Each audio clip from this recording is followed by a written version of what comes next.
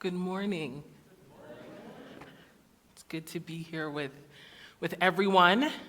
And once again, I have taken on this a challenge of going through a book of the Bible, and I always do it with a little bit of fear and trepidation.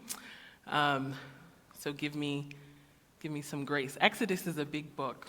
It's a couple weeks that we're going to be sitting here.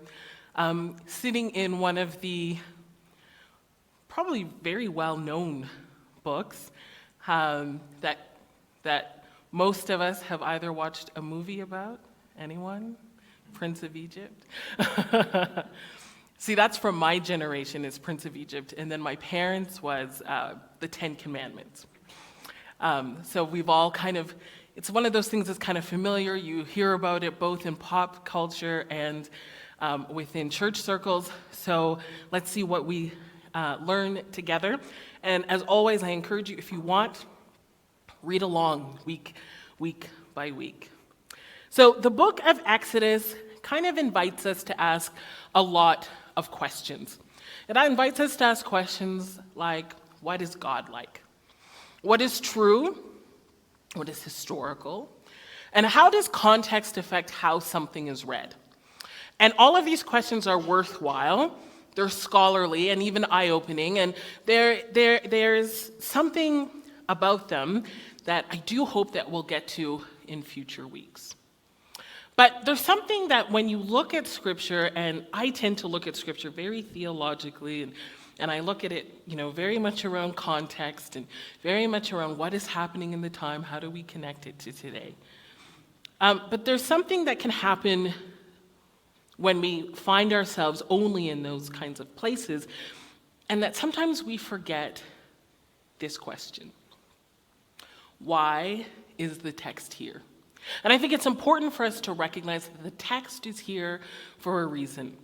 There's a reason that this story is referenced throughout Scripture in both the Old and the New Testament, from the Psalms to the Gospels.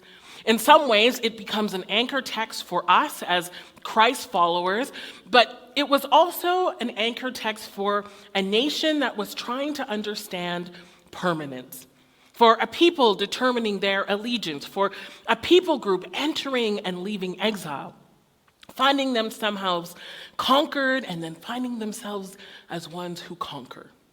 And so over and over and over again, for generations, this moment in their history, as retold and rewritten and re-narrated, becomes the guidepost that suggests this: God sees you. When trouble came, the people would remind one another about the God who saw them when they were in Egypt. When it seemed they were going to be defeated, they would announce to one another about the God who saw them when they were enslaved. When it was tempting to imagine that God was silent or absent and abandoning them, there would be this voice that would remind one another that they could retell the story of the Exodus. And so perhaps this morning, there is someone who needs that exact same reminder, that the God who sees you today is the God who saw you. The God who sees you is the God who saw you. In Exodus chapter 1, we are reminded about the end of the book of Genesis, where we encounter Joseph, the son of Jacob, who is called Israel. And Joseph is famous for his multicolored coat. He's also famous for his dreams, for surviving near-death experiences, for rising to the top only to be falsely imprisoned, and ending his story by miraculously being released from prison and named second in command as he saves Egypt and the surrounding nations from famine. His presence becomes so crucial to the Egyptian story that it is promised by the ancient Pharaoh that even Joseph's ancestors will call this place home. And so for generations, the descendants of Joseph and his brothers take up residence in Egypt. And they take up residence understanding that their neighbor's survival is linked to their own survival. And so they grow and they multiply, and they flourish in what they imagine to be their home. That is until one day, Egyptian officials kind of look outside of their window and take notice of those that they have called neighbors and begin to call them strangers. The Israelites worship differently, they speak differently, they look differently, and they are growing rapidly. And out of an abundance of fear, they move the Israelites from neighbors to slaves. Now, I think that we might be able to see even the ways we do those kinds of things today. The ways that we allow fear to do what it does best, to divide, to create unnecessary hierarchy, and to insist that our differences are our weaknesses rather than our strength. And as what often happens when we choose to dehumanize another, the Israelites suffer. The Israelites suffer under the heavy hand of the Egyptians as they build cities that they are never going to live in, as they build homes that they are never going to dwell in, and as they create spaces that they can never be at peace in. And just when they are certain that they cannot handle one more thing, just when they imagine that they have found themselves in the worst possible space, they come to recognize that the worst is ahead of them and not behind them. How many of us can relate to that moment?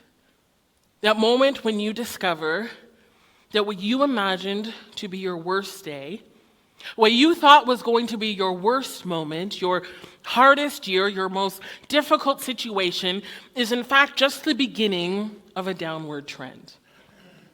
From illness to diagnosis. From a simple disagreement to an argument. From a moment to a lifetime, from a crack to a break, from a pause to a stop. The moment it seems that God is not present, that God does not care, that God does not see you.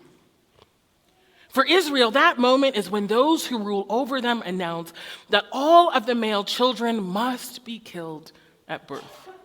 But when the midwives refuse to comply, the Pharaoh then sends his own people to ensure that the male children are drowned.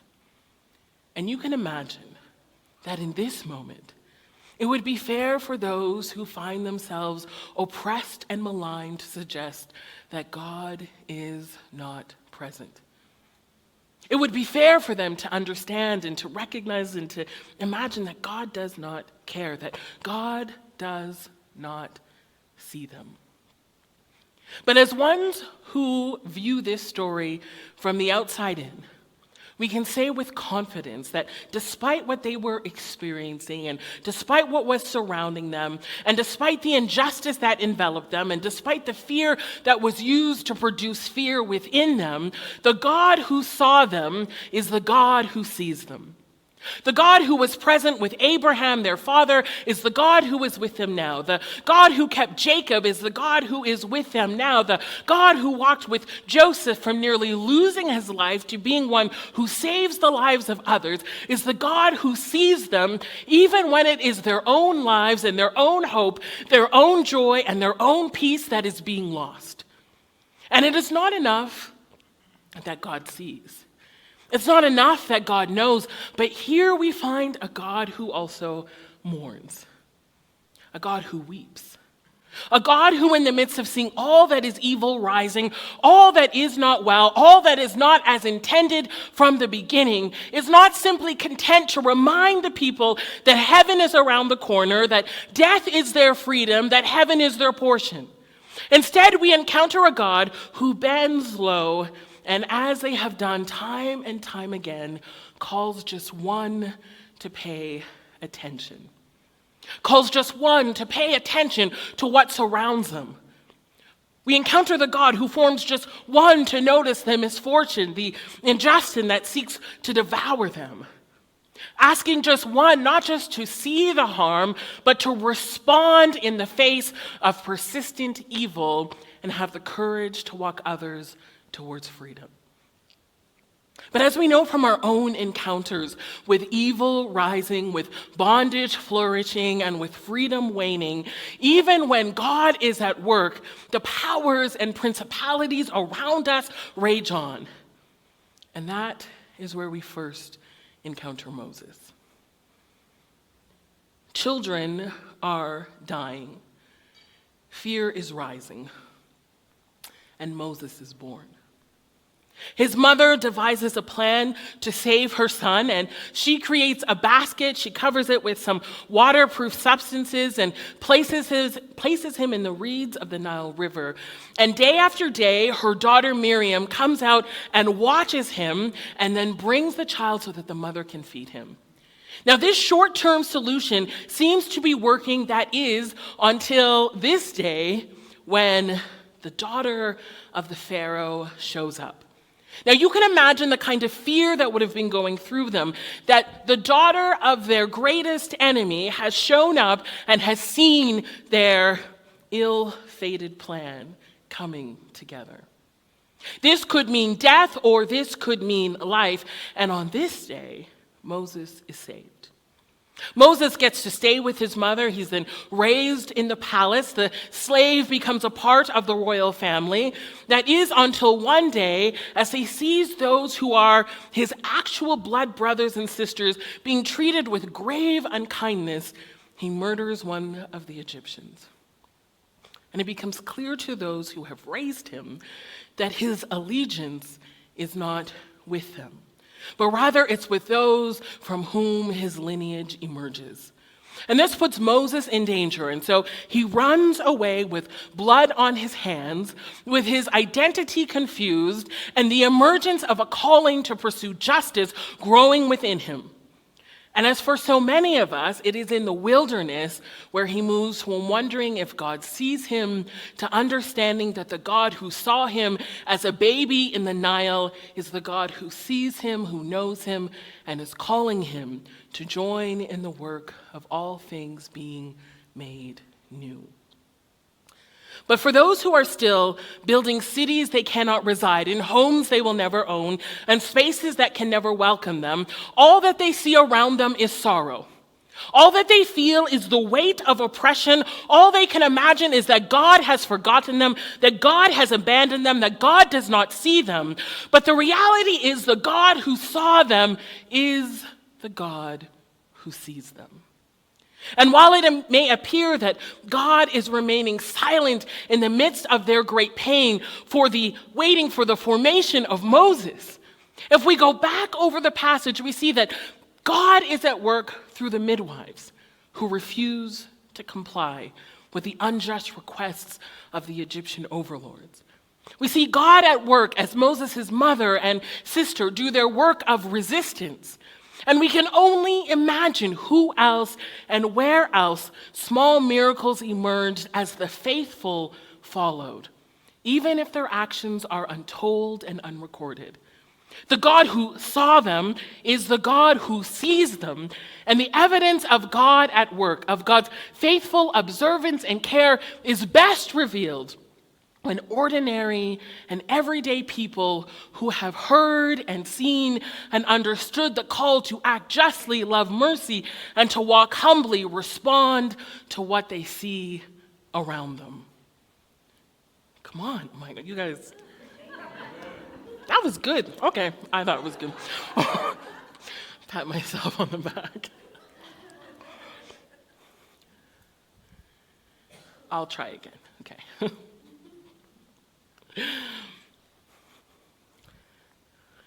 God's faithful observance and care is best revealed when ordinary and everyday people who have heard and seen and understood the call to act justly, love mercy, and walk humbly respond to what they see around them.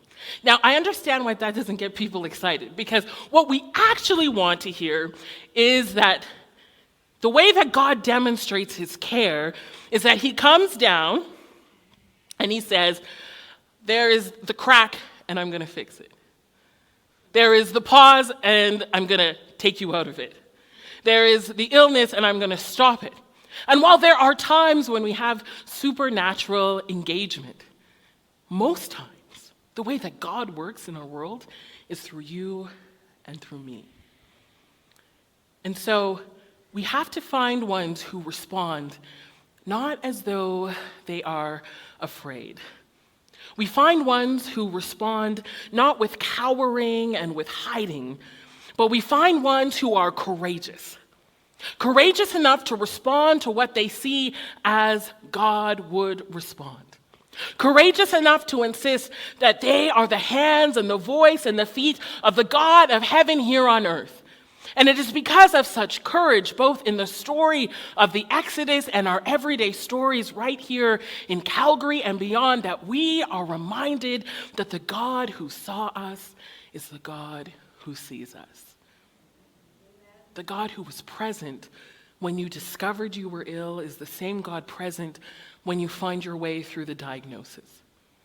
The God who stood with you when it was nothing more than a minor disagreement is the same God who is present when it grows into a mounting argument. The God who was present when you thought you were encountering was just for a moment is the same one who walks with you when you discover that this trial is for a lifetime. The God present when it was nothing more than a crack is present when it finally breaks. The God who was there when you thought it was just a pause is the one who is there when you recognize you are now at a full stop. So for those who find themselves face to face with the reality that all is not well, that the worst you imagine is not the worst that you will experience, my prayer is that even when it seems you are among those that God has forgotten, that you will encounter God in the actions of midwives who bring life despite the threat of death. That you will find God in the courageous, like the mother of Moses, who formed a way no matter how impossible or illogical. That you will discover the Miriams who sit by the edge of the river and simply keep watch. Their presence, this unfailing reminder of the God who so loved you. And that you will find your way into the presence of those like the daughter of Pharaoh who unexpectedly take notice of where you find yourself and unafraid offer goodness and hope and light despite all that insists they should acquiesce to evil. May you find yourself among those who will remind you that the God who saw you is the God who sees you. Moses is the hero of the story. And we're going to hear a lot about him over the next few weeks. We're going to get a lot of information about him. But we have to recognize that Moses' story is possible only because of all of those who were courageous long before he was born. Long before he is recognized as some kind of hero, long before he understood where God was leading him. And so may we also be so courageous.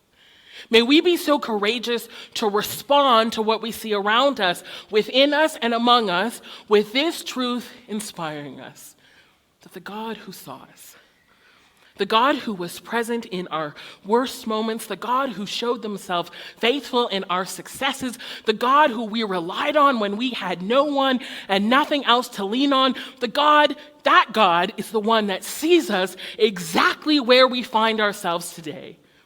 And the voices that encourage us, and the hands that support us, and the wisdom that is whispered to us, and the people that surround us, all of it bears witness to the God who loves us. I'll ask the worship team to come up.